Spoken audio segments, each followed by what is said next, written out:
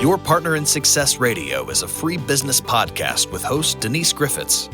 It's all about great stories, conversation, and context to help you move your business and life forward with actionable tips and advice from her guest experts.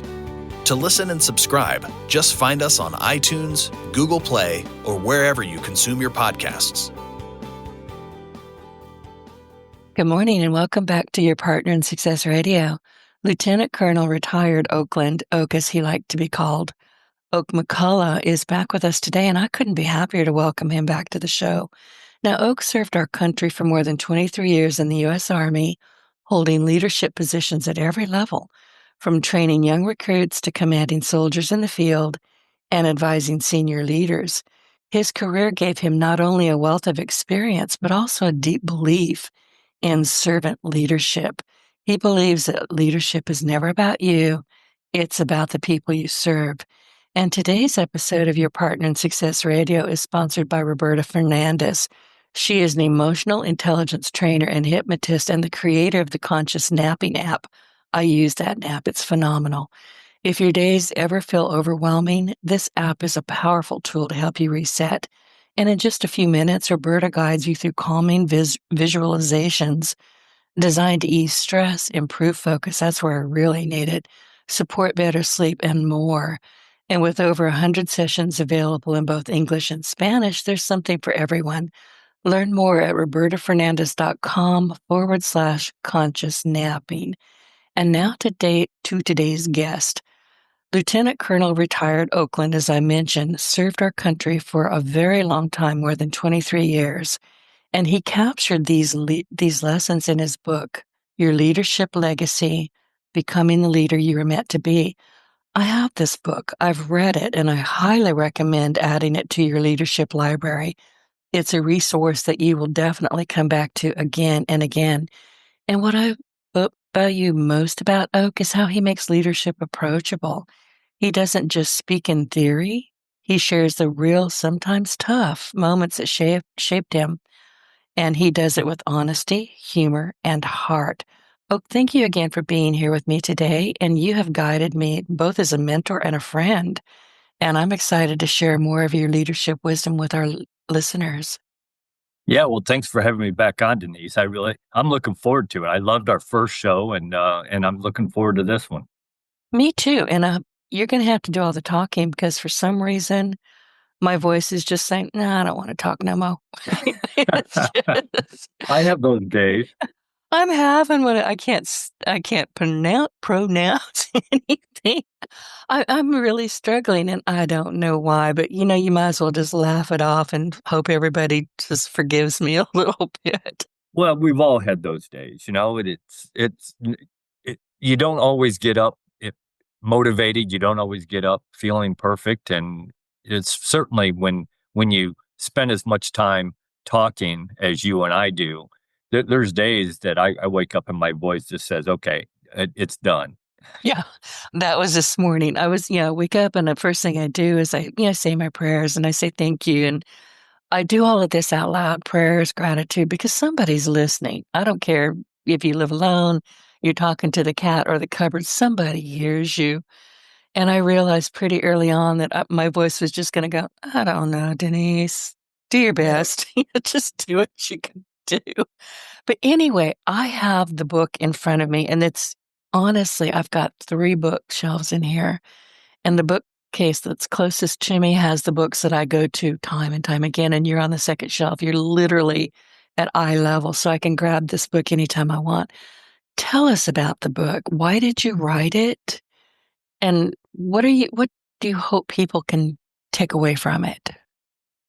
Yeah, I get asked that quite often, and I've wanted to write that book for a long time because I think it's our responsibility as leaders to pass on the lessons that we learned, and I wanted to make sure, just like you said, I don't even think I mentioned the word theory in that book. I wanted a book that everyday that everyday leaders could use on a daily basis to help improve their leadership skills and abilities, while at the same time empowering the people they have the privilege to lead.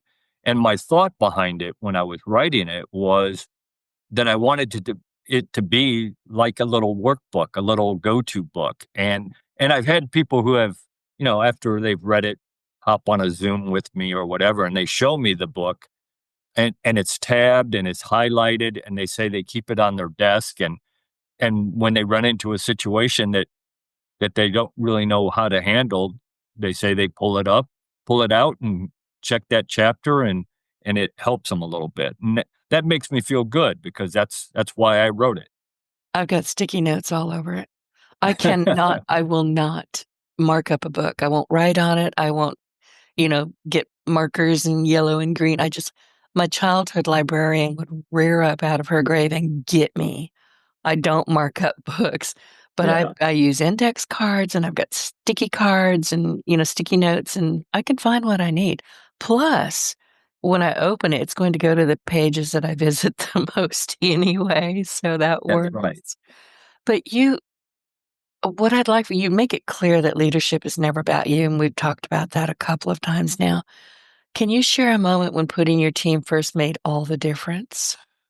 Oh, I think lots of times in my career that's happened. It, one of the things I always talk about this situation, in the Army and in the business world as well, but certainly in the Army, like this example, when you have motor vehicles, if it's deadlined, it doesn't work anymore for whatever reason, a part or whatever. When that part comes in, you are expected to be there putting that part on until that vehicle is operational again. And if that takes 15 minutes, then good. But if it takes till 10 o'clock at night, you're there till 10 o'clock at night. And I was very conscious of my soldiers' time. At 5 o'clock, I expected them to go home and do whatever it is they did at home. And I didn't want to know what that was. But I didn't want them to do it where at work. And if I held somebody past 5 o'clock, then I would say, okay, tomorrow morning, don't come to PT, come to work at 8 o'clock instead of 6 o'clock to physical training. So I would try to give back some of that time that I took from them. And they really appreciate that. Did I have to do that? Absolutely not. I could have required them to be there at 6 o'clock in the morning, but why? You got to remember that they are human. The people you lead are humans and have a life also, and have a spouse that is expecting them to be home and wants them to be home, and kids maybe, and so I always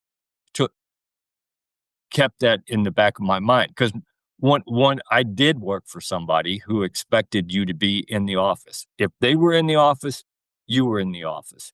And this guy, he wasn't married. He didn't have a life outside the Army. And so he'd be in the office till 8 o'clock at night, and he expected us lieutenants to be there. And we were, because we didn't have a choice, doing busy work, doing nothing, just wasting time. And I always vowed to myself that I would never do that to anybody that worked for me. How did you make him stop that, or did you? Because that would annoy the heck out of me. We didn't stop it. But luckily, I only had to work for him for about 2 or 3 months. And then a new major came in. And so very first day he's in the office, this new major, 5 o'clock, I'm sitting in my office and I'm working on a project that's due a month from now. And I'm there, so I might as well work on something. So I'm working on it.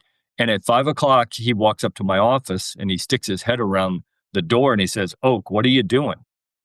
And I said, "Well, I'm working on this project." And he said, "Was it due tomorrow?" And I said, "No, sir." And he said, "Then go home."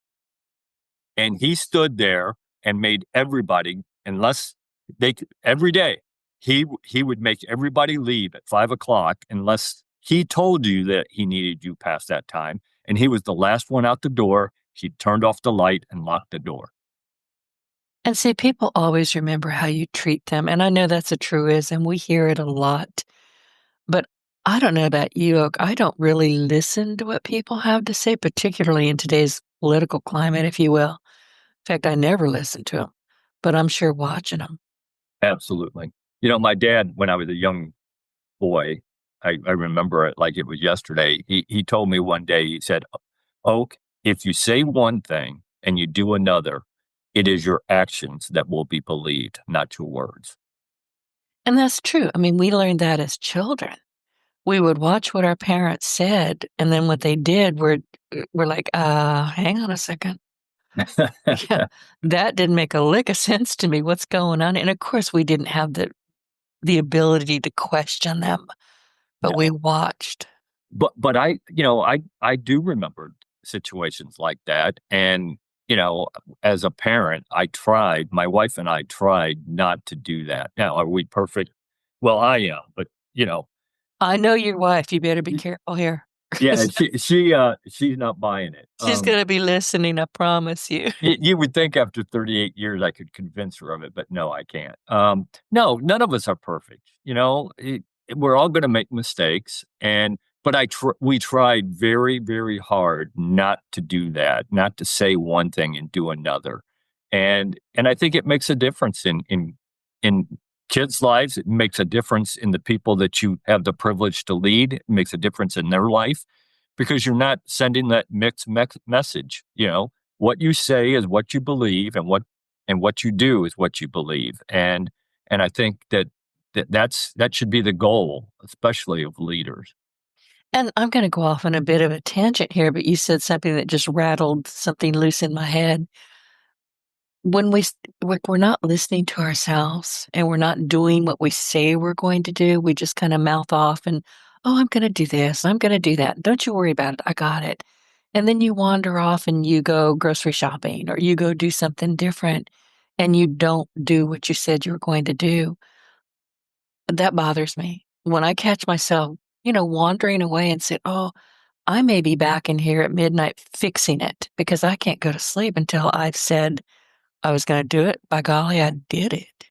Absolutely. I think that is a trait not only of a good leader, but of a good person. You have to follow up on the things that you said you were going to do.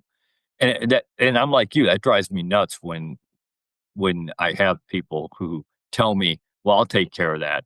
And I had a guy who worked for me when I was running my ROTC program at the University of South Alabama, who was that bulldog. He was just one of those guys. If he said he had it, I never had to worry about it. I knew he was going to do it. And those are the people that you trust. And those are the people when things really have to be done, that's the person you go to. And these are the people you want to emulate. That's right. That's right. It's interesting because, for the longest kind of time when I was young and stupid last week, you know, I don't think I'm ever going to mature. In fact, I've decided I won't. But I'll look back when I was younger and a lot more arrogant than I am now. And I would just do whatever I wanted to do. And I would say whatever I thought people would, if I could get them off my back. But it didn't feel good. And I Yeah. got to the point, this is a God's honest truth, where I kind of despised myself. And I didn't know why. I just knew that I didn't feel good. I wasn't leading myself, I guess is the best way to put it. I was just doing and going and blowing and going and doing whatever I felt like doing, but it wasn't right. And it finally dawned on me that I was the bottleneck. Well, I think I had somebody tell me one time. I had a soldier that worked for me, and one of my bosses said, "Well, that young man is very conceited." Oh, Um, and yeah. I said, I got it, or arrogant. He said, very arrogant, and I said, there is a fine line there between arrogance and confidence, and you certainly don't want to cross it. At least not very often. Maybe there may be times when you can, but I'm a firm believer. If you don't believe you're good at something, then why should I? And so I will accept arrogance on occasion, rather than somebody who doesn't have confidence in themselves. Um, and so I'm sure I've been accused of being arrogant on occasion as well. I'm not perfect, But, when I talk about, and kind of what you just alluded to, I think, we all have an ego. And we want people to have egos because that's what drives them to be successful. That's what drives them to be the best at whatever they do. But certainly as a leader, you got to know when to put that ego aside because I don't care how long you've been doing what you do, you don't have all the answers and you don't have all the skills and you don't have all the abilities. You have to put your ego aside and use the talent, skills, knowledge, and ability of the people that you have the privilege to lead. And if you do that, then your organization is going to be much better because you're not just using your thoughts and skills and abilities and knowledge. You're using everybody's on the team. Whoever is the subject matter expert in the area that you need to fix, you're going to use their skills, not just try to fix it yourself. Exactly. Did you ever watch Top Gun Maverick? I did. I Yeah. did too. I've watched it multiple times. I had never seen the first movie. When this movie came out, some friends were here and we all decided to go the next day, which was a Monday. We all worked for ourselves so we could take a time off. And when we walked out of there was four of us. Nobody said a word. We couldn't speak. It was just that it was a great movie. But when you talk about arrogance, I keep going back to Hangman. Was that his name? Right. I remember saying to my best friend, he has got the most punchable face. I mean, he really did. And he turned out to be a decent guy, but the arrogance was just so off-putting. It wasn't confidence. It was out and out arrogance. Right. But as an I mean, actor, he pulled it off. I mean, I hated him. I really. yeah. Well, that is again. I think you want people to be confident, but there is that line where if you cross it, you're over into arrogance, and you got to really be careful with that. And especially as a leader, I think you have to be very cautious of that because you're setting the example for everybody that works for you or is even watching you. And so I think, that's one of those things you got to keep in the back of your mind that you just don't cross that line between confidence and arrogance. How can you tell when you're being arrogant or an idiot? I mean, is there a moment? Have you seen this in your work with people and, teaching leadership, servant leadership? Have you seen that kind of look in their eyes like I just went too far, and they start thinking about who they are and what they're doing? Have you witnessed that? I have, and I've done it before. Where you realize that you said something or did something that you probably shouldn't have done. And my wife is very good about pointing that out to me when I do it. Believe me, she has no problems hurting my feelings. Aw, Judy, And that's okay. I mean it. need that. He I didn't mean it, need that. Judy. We all need that person that you trust that is not afraid to hurt your feelings and tell you when you're doing something That is bad or true. doing something wrong or making a bad decision. And so she's always been that for me. And I appreciate it. Now I always say, she's my biggest fan, but she's also my biggest critic. And that's okay. I want that. I need that. Well, and that does make sense.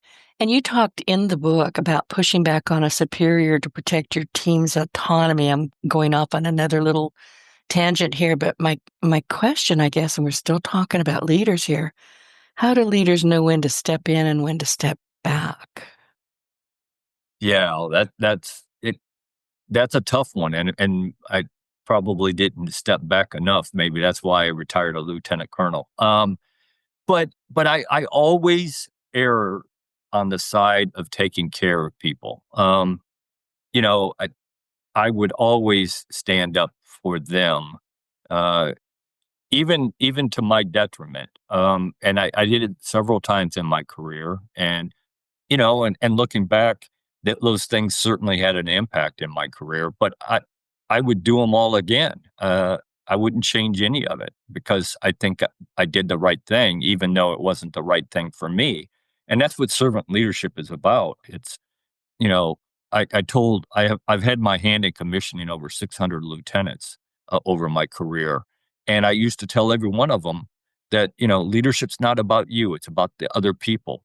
And you have to do the right thing, even if the right thing isn't in your best interest.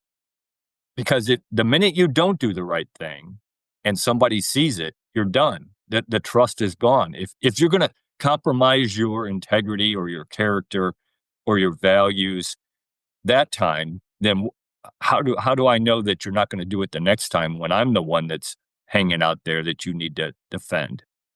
So I was very careful. Can you give to us some examples? um so I and this is an example in the book. I had when I took over a company as a company commander, there was a soldier, a sergeant first class, that was on my books that wasn't present. And I started asking around, and they said, well, yeah, they moved him from his leadership position to handing out towels at the gym. And I said, a sergeant first class? And as I dug into it, he was borrowing money from privates uh, Oh, and doing a bunch of other things. And so it came up during my command time. They said it's time for him to move to his next post. And I said, well, I'm not going to sign off on that. I said, I don't even know this guy. And if I sign off on it, I'm saying that I approve that you take this senior non-commissioned officer and you put him in a leadership position in charge of soldiers. And I'm not going to do that.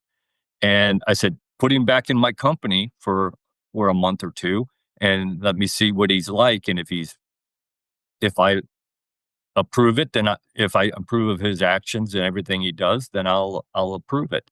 And he came back to my company and he started right back borrowing money, mistreating privates, and he got a DUI during those 2 months. And the last straw was he actually got arrested for hitting his wife. And so I went to my boss and I said, not only am I not going to sign the paperwork so he can leave, I'm going to start paperwork to kick him out of the Army. And my boss, who was a colonel, said, no, you're not. I said, yeah, I am. And he told me flat out, he said, Oak, if you do that, then it will reflect on your evaluation report. And I said, then you better start writing because I'm going to do it. And I did. And he didn't lie. It did reflect on my evaluation report. And that was one of those things that I think the first thing that probably started the derailment of me not getting any higher than a lieutenant colonel. okay. I'm very confused. Why would that be a negative report on you? I Because don't understand that at all. Yeah, because when they do the evaluation report, that's what the boards look at. You don't get to sit in front of a board as an officer and explain any of that. They just look at the evaluation report. And he put a couple negative things in the evaluation report that the board saw and probably, didn't know the context of it. And so that I didn't get promoted as early as I should have, and didn't get a schooling that I should have gotten early enough. And so that kind of threw my career off a little bit. So I'm guessing that you didn't have a whole lot of respect for this guy. No, not at all. Oh, yeah. But you run into good and bad leaders. I mean, Right. and I always tell, I always told these young lieutenants that I was commissioning, and I tell, people out there in the business world when I do leadership development programs for companies, you can learn just as much from somebody who doesn't do something well as you can from somebody who does something well, because you learn what not to do. You put that in the back of your mind and you say, yeah, I'm never going to do that. And then that's one less mistake that you may make. And so I think, you learn, if you're smart, you learn from everybody, good and bad. Observation is important. It And is. taking what you're observing and working with it is even more important.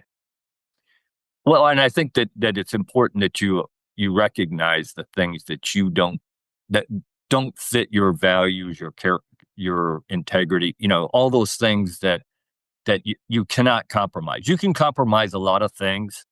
I've had, I have compromised things, but I never ever compromised my integrity, my values, and I like who I look at every morning in the mirror when I shave. So that was always my guide.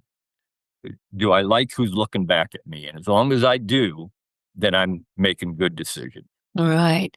And we're talking about learning through reflection and observation. So you say in your book that after action reviews are such a powerful tool in the military. And I'll be honest with you, I didn't even know what that was until I read your book. So my question is, how can business leaders create that same culture of reflection and psychological safety? Yeah. So I talk about it. That's a huge part of my leadership development program that I do for companies. And I did it for many years in the Army. But what I tell them is, because everybody, I know you've heard somebody say, well, I learned a lot from that experience. And I say, no, you didn't. You may have learned a few things, but you didn't learn a lot, because that experience is full of emotions and you don't learn from emotions. So you got to be able to take that step back, take emotion out of it, and look at what actually happened. And the process that I teach is, you know, the first thing you do whenever you call a group together, and I tell people, you need everybody who was involved in that event or that project needs to be in there when you're doing the reflection piece. And the first thing you tell people is, you can't have thin skins, because we're going to talk about what went wrong. And, it might have been something you did. But then the second piece you say is, this is not about pointing fingers, uh, uh, assigning blame. This is about figuring out what we did and how we can get better. So, and learn from that mistake so that we don't do it again. And the process I use is, I say, okay, we talk about the big picture. What happened? No emotion, just the facts. This is what happened. And then I tell them, then you go break it down into the planning phase, the execution phase, all the things that you have to do to make that made it happen. And you go through each one of those and you say, okay, what were we supposed to do? What did we do? And how can we get better at it?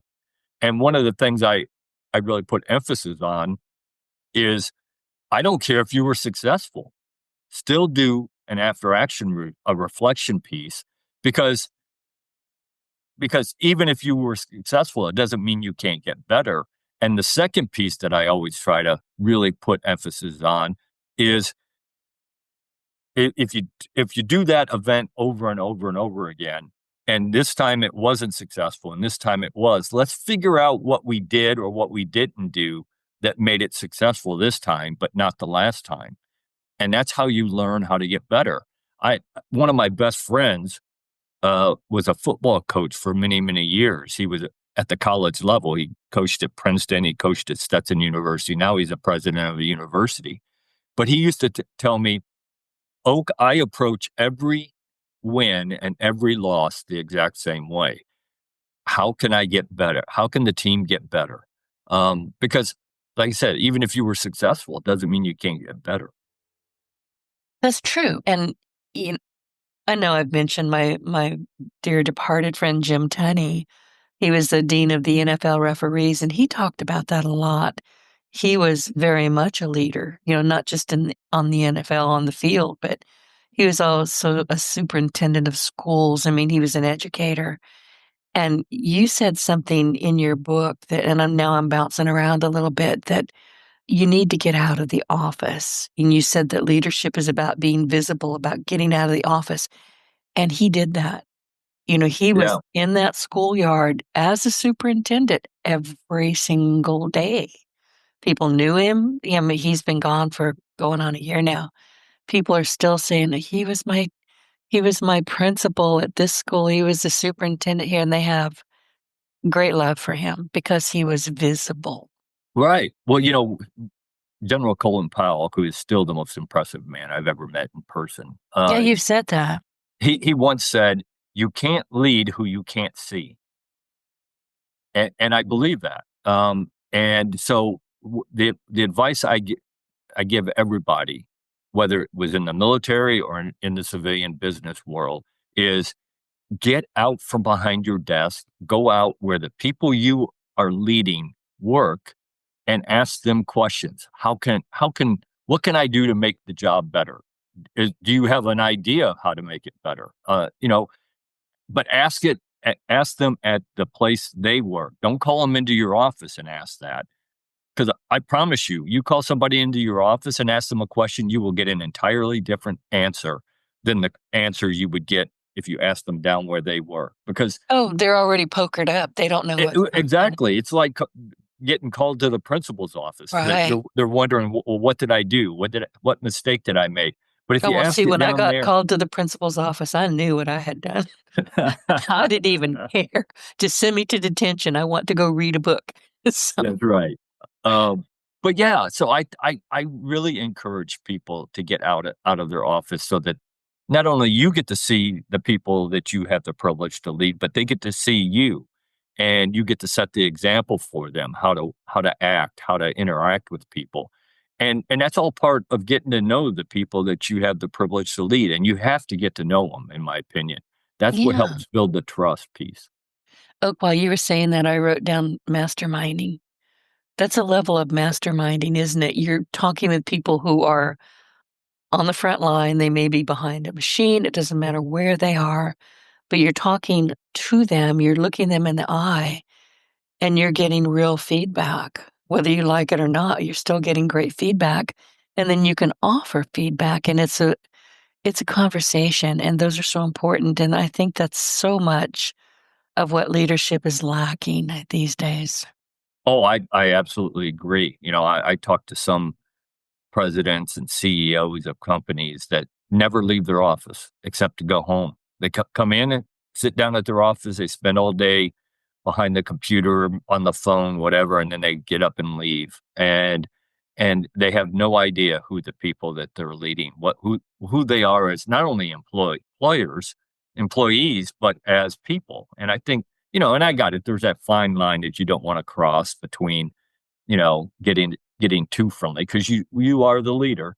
Yeah, But you're not going to go have a beer at lunch or anything. yeah, exactly. But you need to know who they are and what they're good at. And I used to tell people all the time, and I still do, is your goal as a leader should be to get out of your office every day and go find at least one person in your organization and find out something new about that person.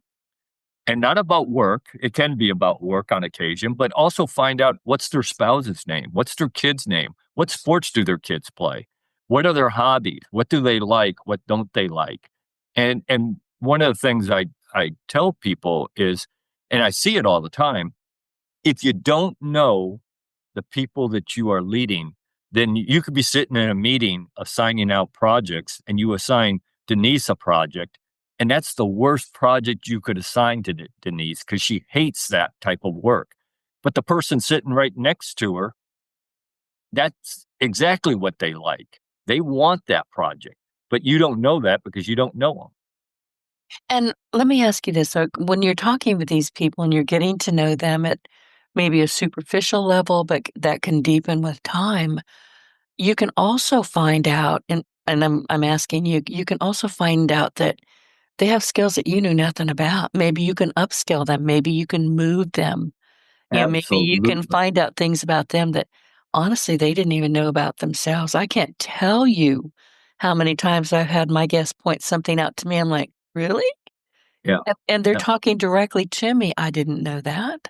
You don't know what you don't know about your own self. And if you don't know that about you, you sure as heck don't know it about other people. Yeah, that's a great point, and it's absolutely true. I mean, I have certainly found out things that I didn't know about people that came back to where I could use it in the future, because now I know that that person can do that, that has that skill, that they can now handle something that I may not have assigned them before. So, yeah, I think the more you get to know the people, the more they get to know you, because that's the flip side. If you're asking them questions about that, then you got to be willing to give up a little bit of information as well. And I think that that's helpful as well, that they feel like you're not just this person above me. You're actually a person who has a family, who has feelings, who has um, you know, Skills. skills, integrity, all those things that you can display by getting out of your office and going around talking to people. And one of the best ways that I've ever heard, I had a boss who retired, a 3-star general, and he was a good mentor of mine. And he said, Oak, never, ever, ever turn down a chance to go get your own cup of coffee. He said 2 things happen when you do that. Number one, you start to build some trust because you let people know that you're no better than they are. You got to go get your own cup of coffee just like they do. And number 2 is, if you're lucky, you got 2 or 3 different ways to get to the coffee pot and back to your office. And along the way, you stop and talk to people. Mm-hmm. And that makes perfect sense. It really does, because you're visible. You're not the guy in the corner office who says, hey, do what you're told, nobody gets hurt. Nobody likes that kind of stuff. But you're making yourself visible, and you have those opportunities to have quick, maybe very meaningful conversations that give you something to think about, and them something to think about that you can come back to. Absolutely. I absolutely agree with that. And I always tried to do it. And that I had a boss one time who really hammered that home to me just by doing it. I was walking down the hall. I just gotten there to this unit, and I was a captain, and he was a lieutenant colonel. And one day he stopped me in the hall. And he didn't even stop me. As we were walking by, he said, "How you doing, Oak?" And I said, "Fine," and kept walking. And he said, "No, no, no, no. Come here." He said, "How are you doing?" And we sat there and talked. It seemed like half hour. It was probably 10 or 15 minutes. But he asked me all kinds of questions about me, about my family, about, how the move went. Are we all settled in? And I thought I was special. So then about a week later, another new guy came in, and I heard him do the same thing to him. Now, that was back in 1995, and I remember it like it was yesterday. So if that's the impact that has on people, and I always try to do that with people as well. And here's the other piece of that is the other piece to that is that then you get to know a person's personality, and you might, when they're struggling, you could pick that up. Whereas otherwise, you may not even notice that they're struggling. And again, that's part of leadership, is helping people solve their problems, not solving it for them, helping them solve their problems. Right. And I think so many of us are in a hurry. I'm in the South, you are as well. And one of the things that we do down here in particular is say, hey, how are you? We don't really want an answer. It's just kind of polite. But I learned a long time ago, I'll say, I'm well, and you. And that opens up the conversation, That's right. because I have invited them to tell me who they are and what's going on. And I'll do that in the Walmart. I mean, I'll do it in a grocery store. Hey, Denise, or they don't know my name, but hey, how are you? Because we're friendly in the South. I'm well, and you? And I've had some terrific conversations standing over my buggy off in the corner, because we've already checked out, and just, gotten to know somebody a little bit, maybe never saw them again, but it was memorable. Well, and here's the part of that, Denise, is that they may have really needed that time. They may have Exactly. had something that they just needed to talk about, and my wife is the one who talked me into this and made me realize this, because my wife was in the Army as well. She was an Army nurse for 8 years. And so we are never late for anything. If anything, we're that couple that shows up 15 minutes early, too early. So one day Oh, we were getting I'd make you stand in the kitchen and start doing stuff. yeah, I mean, that has happened. Yeah.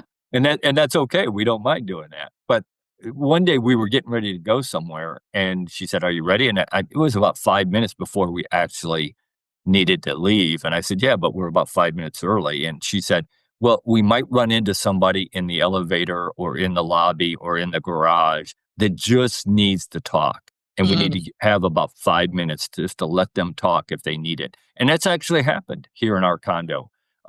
So I think, the don't underestimate the power of just listening to people, being there to listen to them and actually listen.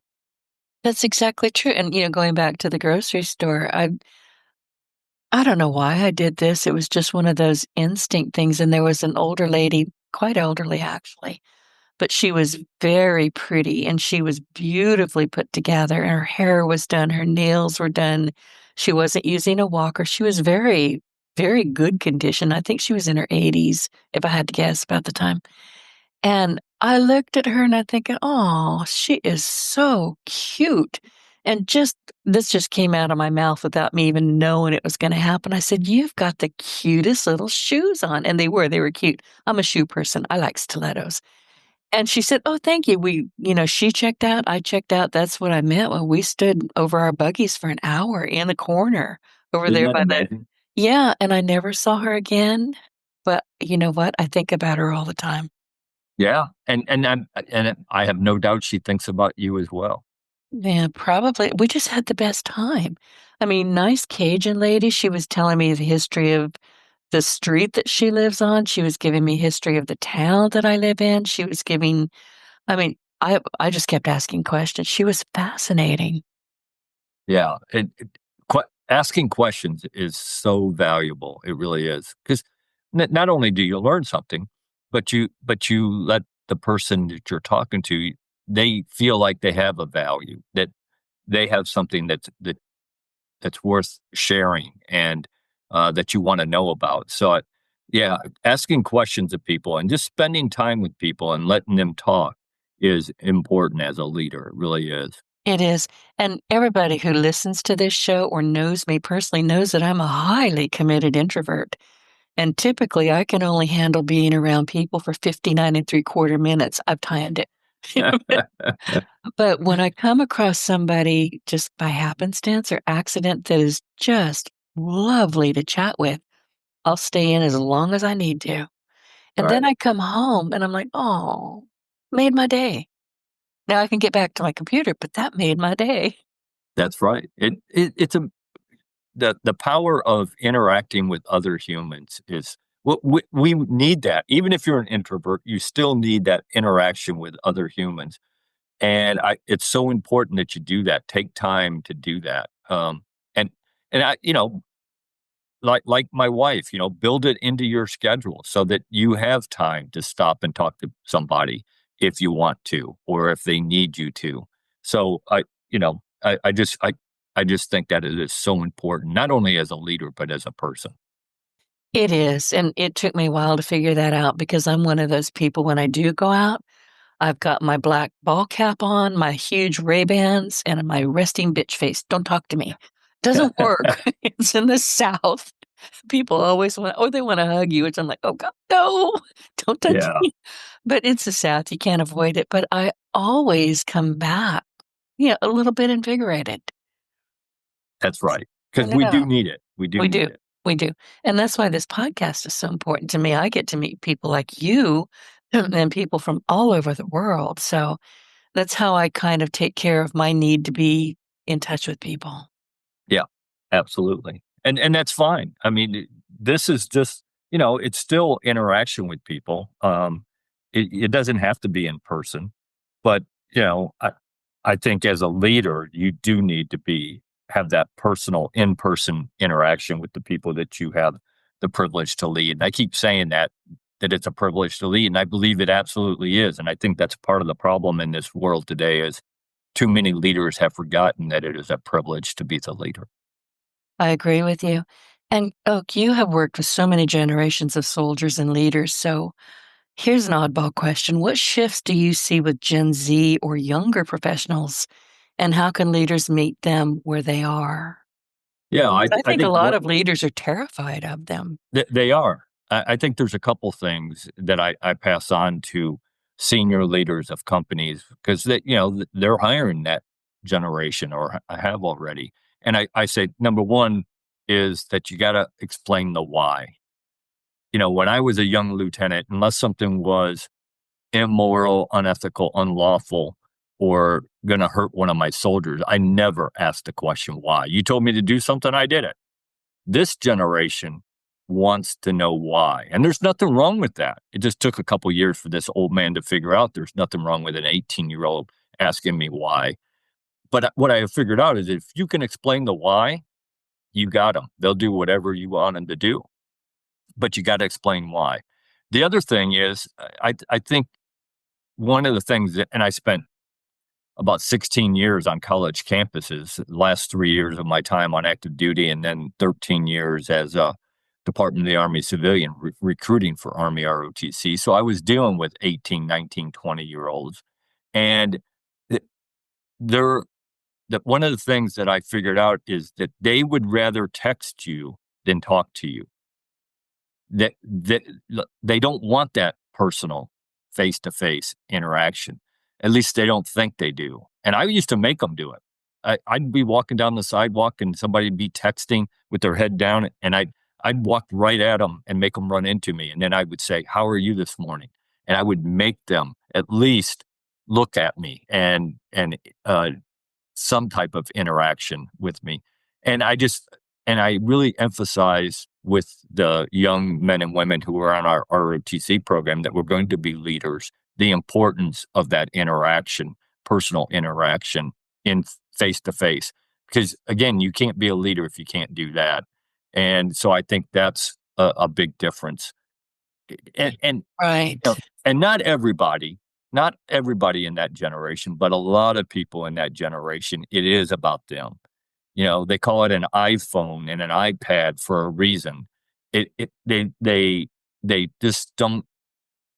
It's to them, it's all about them, their immediate gratification, their identity, and that's a hard one to break. But I always tried to. And I don't think they understand how isolated they are. No, they don't. I'll tell you a story. Years ago, I live in a very small town. It used to be a village. Now it's grown up. It's a little town.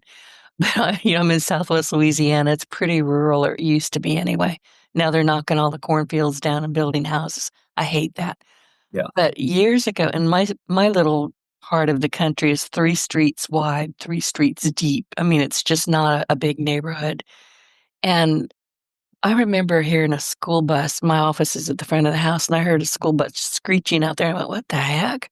And I went out there. They had changed the route, so now, at that time, they would drop them off in front of my house. And I was walking outside. I think I was going to check the mail, and these 3 teenagers, they were, they were not young kids. They stepped down off of the bus, and, I mean, I just stood there. I was by the mailbox. They never saw me. They were maybe 2 feet, 3 feet away from me. They never saw me. They get off the bus. Their heads are bowed. They were not speaking to one another. They didn't say goodbye to the bus driver. They didn't even see me at all. And they looked awful. The girl had dank, lanky, icky hair. She hadn't washed it in a while. The 2 boys were just grubby looking. And they strolled on down the street with their heads bowed, never speaking to one another, never. I could have hit them with my car. They wouldn't have seen me coming. Yeah, well, I had kind of same situation. I was in the lunchroom, and there were 2 young ladies sitting at a high top table, maybe 10 feet from me, and weren't talking to each other at all. And I saw one of them pick up their phone, text, and the other one laughed. She picked up her phone, text, and the other one laughed. They were sitting a foot away from each other, not talking, texting. You know what I remember about these 3 kids now that I'm thinking about it? They all looked like they were going to have a dowager's hump before they were 30 years old. Their shoulders were slumped. They were not standing up straight. They're just so isolated. But, that's our fault. I know. That's parents' faults. That's the school's fault. I mean, adults, children do what you let them do. If you hold them to standards and you make them do good things, they'll do good things. If you let them do whatever they want, they'll do whatever they want. And lots of times that's not good things. No, and children don't have much common sense. No, we don't. That's something you either learn because you got the bejeebers whooped out of you, or you just hit enough brick walls that you have to find some. But I still think about, and this is several years ago. I'm sure they're no longer even in the neighborhood. I'd hope they made it to college, but Yeah. I looked at them and my heart just broke a little bit. And I don't even like kids. I really don't. So, but I looked at them and I thought, oh, you are in such trouble. You don't even know what kind of trouble you're setting yourself up for. Right. Anyway, now I'm depressed. Okay, you have mentioned about success and how nothing is guaranteed. So, what do you think gives leaders the best chance to create meaningful impact, even if there are no promises? Yeah, I think it's set the example, be that person. When I ran my Army ROTC program, I told somebody one time in our little neighborhood, because they'd never been in the military, and they said, "So what is it you really do?" And I said, "My number one job in the job I am in right now is to make every single one of my soldiers and the cadets want to be like me every single day. Show them how a leader talks and walks and interacts with people and dresses and all those things that make you a good leader." And so I think you got to set the example in everything you do every single day. And that's hard. But you got to make that conscious decision that you're going to try to do that. And again, none of us are perfect. We're not every day is going to be that. But then I also think that, to me, there's three things that help determine whether or not you can be successful, and that's habits, motivation, and self-discipline. And I think those three things are absolutely tied together. I would explain it this way: the motivation is the engine that gets you started. The self-discipline is the framework, the structure of your life that helps keep you on the right track. And the habits are the tools that you use every day to help move you along that route. And they really are connected. And everybody is a creature of habit. Anybody who tells you they're not a creature of habits, lying to themselves and you, probably. Because we are. Humans are creatures of habit, and there's nothing wrong with that. But we need to understand that we are a creature of habit and break the bad habits and strengthen the good habits. And then I tell people motivation and self-discipline are absolutely tied together, because in the real world, you don't wake up motivated every day. Maybe in fantasy land you do, but not in the real world. There are days you're going to wake up and you're just not motivated. And if you don't have the self-discipline to do the self-discipline, if you have self-discipline, the self-discipline will make you do the things that you would have done if you were motivated. And so I think, to me, those three things, every successful person, every successful leader that I have ever known or worked with had good habits. The majority of their habits were good. They were motivated and they had self-discipline. And these things require focus and mindfulness. You need to be able to look at yourself and say, well, that was stupid. Yeah. We're doing that again. I do that a lot. Well, A we've all lot. done that. We've all Yeah. done that, Denise. My dad said when I was a young man, he said, "Son, every decision you make has a consequence. Some of them are good, some of them are bad, but every single decision has a consequence. And you need to get to the point in your life where you're making decisions, for the most part, that give you good consequences." And he said, and until you get to that point, life is going to be pretty tough. Oh, it's going to be irritating as all get out. Ask me how I know. It's interesting, the things that we can tell ourselves that just are not true. That's right. But once we, start examining us and the people around us and how we respond to them and how they respond to us, you'll catch yourself going, "Oh, I'll be darned. I didn't Yeah. know that." Yeah, well, I think that, we talked about reflection as a team, but I think reflection as a person, individual, is just as important. And that's where you're going to pick up those things. again, you got to be honest. Reflection without honesty means nothing. You're just wasting time. And I end my day I start my day and end my day the exact same way every single day, no matter where I am in the world.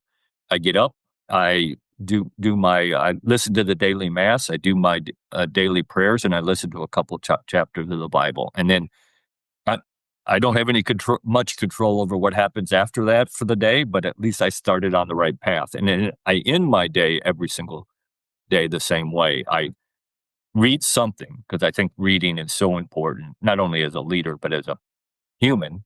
I read something, whether it's an article, a blog, a couple pages in the book I'm reading, whatever. And then I write in my journal. I've kept a journal for 52 years. And then I do my daily reflection. What was I supposed to do? What did I do? How can I get better at it? I do that at night, kind of the same way, but I don't sleep well. Sleeping has never been something that I'm very good at. It's not one of my higher skills. But when it cuts into my reading time. I'm telling you, I resent it. I don't like to go to sleep. Right. But what I have learned, and I learned this a very long time ago, I don't know if it was taught to me or I just knew it instinctively. And it kind of goes to what you just said. I will quite literally say my prayers again out loud. I'll say, what I'm grateful for. And there's so much to be grateful for. And, out loud. I don't care if the ceiling fan's listening to me. Somebody's listening to me. That's right. And then I will turn over my reflections. What didn't quite work? What's going on? What am I missing here? And I will literally turn that over to my subconscious for what I call a review. And 3:18 every morning without fail, I wake up and I write it down. Yeah. Because it shows up. My subconscious knows everything I don't know. Well, absolutely. I think, you need to write things like that down. Just like if you're setting goals, you need to write those down. I tell people all the time, it's not a goal until you write it down. It's just a dream. And dreams are nice, but they don't get you anywhere. So, when I talk about setting goals as a leader and as a person, write it down. Three things have to happen for it to be a goal. You have to write it down, because once you write it down, then it has a meaning. Then you got to, within the first 24 hours, you need to commit to it. Say, I'm going to accomplish this. And then within the first 24 hours, you need to do something that starts moving you down that road to accomplish that goal. Yeah. And if you do that, take action. I'm telling you, if you do that, that will change your life. It does. It really does.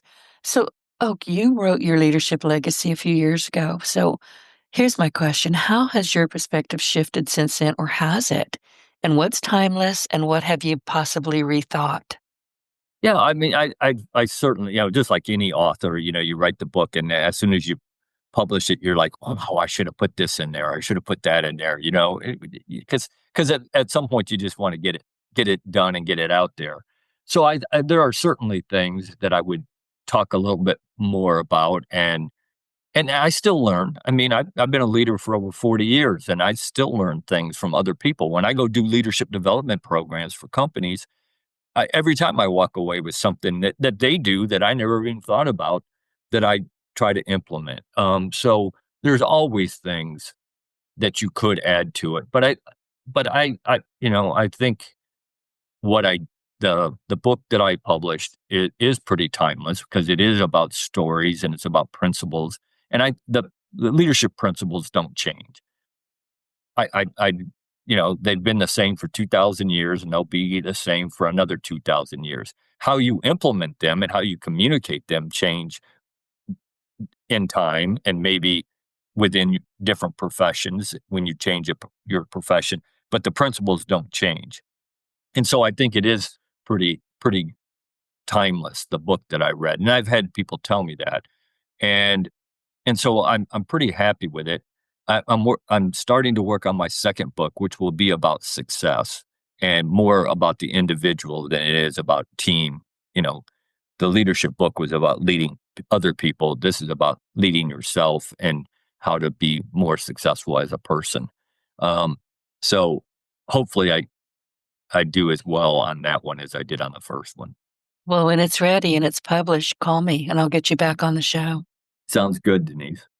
I wanted to ask you before I let you go, if you could leave our listeners with 3 things that they could do today, to start building their own leadership legacy, what would they be? That's a great question. Number one, get out of your office, get to know the people that you have the privilege to lead. Number two, make a conscious decision to set the example every day about what you expect from the people that that you're leading. And number three, take a personal interest in that person, not just their career, but them as a person. Um, Again, that all of those lead to trust, and without trust, leadership is impossible. That's true. Thank you for joining me again on the show today, Oak. Is there anything else you'd like to share with our audience? And where can people connect with you, and where can they get that book?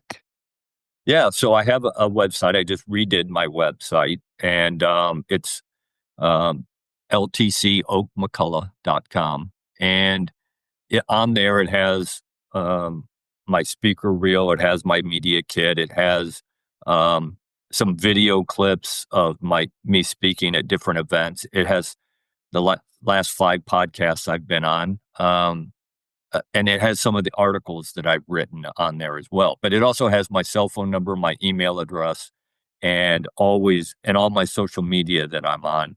And I always love it when people connect with me. And so please do. And on there also is a link to my book, which is on Amazon. And it's available hardcover, paperback, ebook, and Audible. And I did the reading on the Audible. The only other voice on there is my wife. She read the forward because she wrote it, and she also did the about the author. Everything else is me. Excellent. And you're a much braver person than I am. I don't give out my cell phone number or my email address ever. Yeah. Well, and I probably wouldn't recommend that to women. No. But I really do love to connect with people, and if somebody wants to give me a call or send me an email or text me, I hate texts, but I do answer them. The only thing I tell people is if you're going to text me, make sure you give me your name so I can know who I'm texting. Other than that, but yeah, I love connecting with people, and always happy to hop on a call or a Zoom meeting or whatever it is that they need. Well, thank you. And listen, everybody, today's conversation with my friend and mentor, Lieutenant LTC Oak. It's Lieutenant, right? Lieutenant Colonel, yes. Lieutenant Colonel. I wondered what that C was for, even though I knew it right as I said that. I know what that means. Oak McCulloch. And he touched on so many powerful themes from his book, Your Leadership Legacy. And we explored what servant leadership really looks like in action, how trust and empowerment beat micromanagement every single time, and why reflection and after action reviews are essential for growth. And Oak shared how leadership lessons from the military can translate into civilian life, how different generations need to be mentored, and what habits can increase your chances of real success, even when there's no guarantees. And listen, everybody, I encourage you to pick up a copy of Your Leadership Legacy, Becoming the Leader You Were Meant to Be. I've read it, I own it, and I recommend that you make it part of your leadership library. Excuse me. So if you found value in today's episode, and I know you did, please subscribe to your Partner in Success Radio and share this conversation with someone you know who's working on their own leadership journey. And as always, thank you for listening. Oak, thank you again. It's been a genuine pleasure. Yeah, thanks for having me back on, Denise. Oh, anytime. I am Denise Griffitts. Thank you for listening, and I will see you every Monday, Wednesday, and Friday. Get your voice heard. If you would like to launch your own far-reaching podcast, contact Denise Griffitts at yourofficeontheweb.com and go to the podcast tab.